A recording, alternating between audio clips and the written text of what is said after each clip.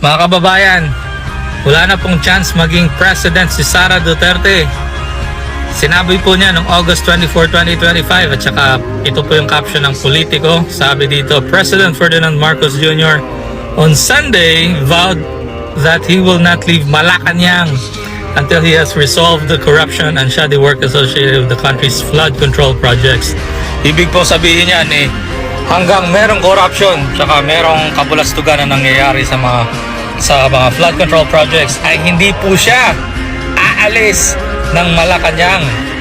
So ayan po, alam naman po nating walang chance na mawala yung corruption tsaka yung mga kabulastugan sa mga flood control projects. So parang forever na si BBM na nasa Malacanang. Parang Santo Papa na ito kasi di ba yung Santo Papa papalitan lang kapag namatay. So ito si Ferdinand Marcos Jr.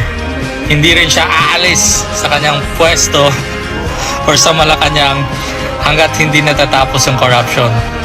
So good luck po sa plano po ninyo na manatili sa pwesto ng habang buhay.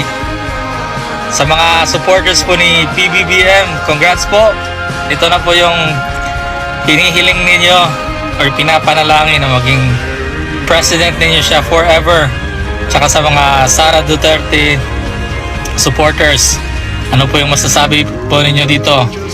Is this just a case of just wrong word usage?